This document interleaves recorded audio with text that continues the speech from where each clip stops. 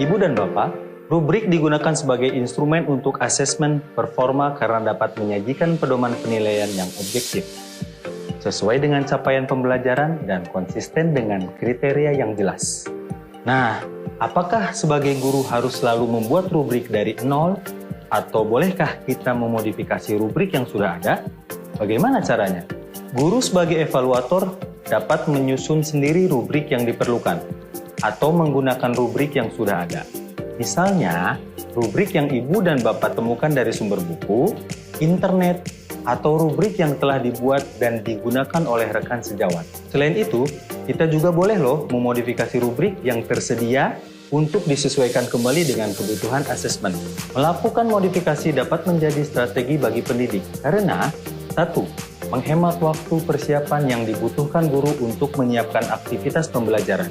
2. Meningkatkan peluang menghasilkan rubrik yang lebih berkualitas dan objektif karena berpedoman pada rubrik yang sudah digunakan atau teruji. 3.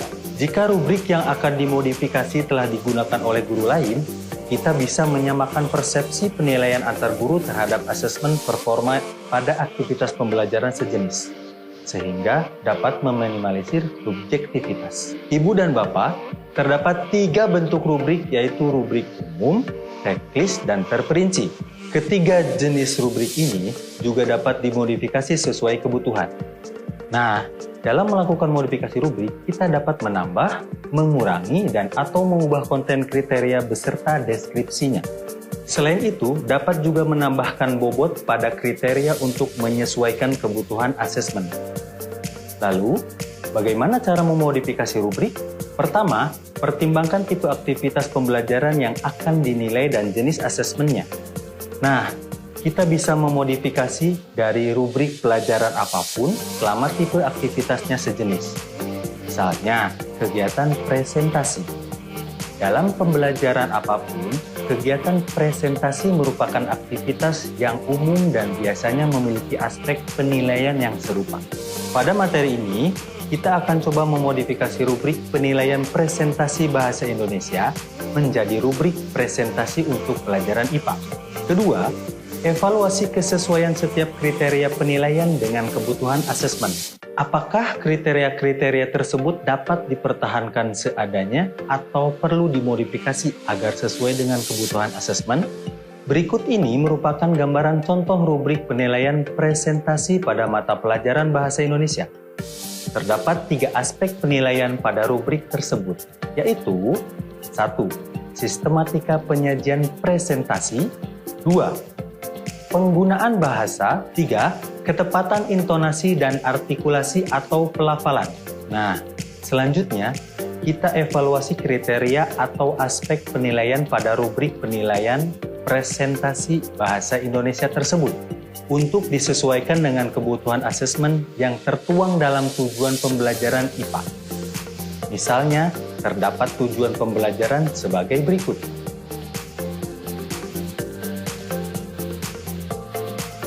Untuk menyesuaikan dengan kebutuhan asesmen, Ibu dan Bapak dapat memodifikasi kriteria penilaian dengan memilih kriteria penilaian mana yang akan dipakai secara utuh maupun diubah.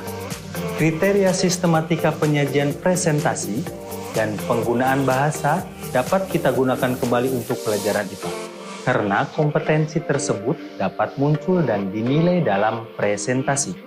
Selanjutnya, kriteria ketepatan intonasi dan artikulasi merupakan kriteria yang identik dengan penilaian keterampilan berbicara pada pelajaran bahasa Indonesia.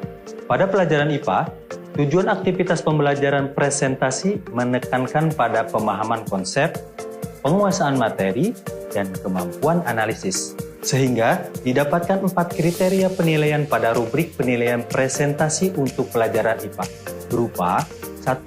Sistematika penyajian presentasi. 2. Penggunaan bahasa. 3. Cara penyampaian presentasi.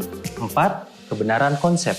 Ketiga, mengevaluasi kesesuaian setiap kriteria ketercapaian dengan kebutuhan asesmen dan konteks pembelajaran.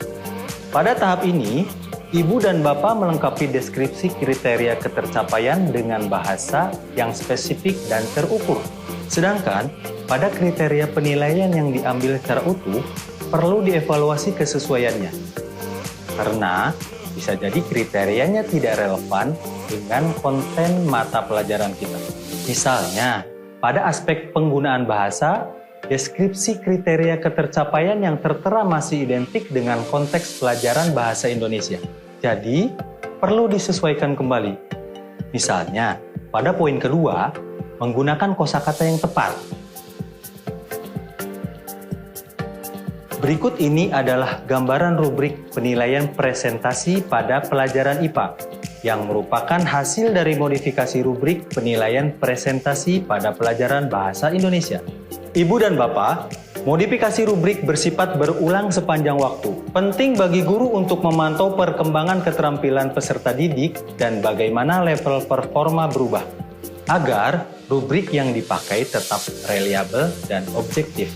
Nah, kita bisa saling membagikan rubrik yang telah dibuat dengan rekan sejawat, sehingga dapat menghemat waktu, saling belajar dari rubrik guru lain, dan membuat bank rubrik sekolah.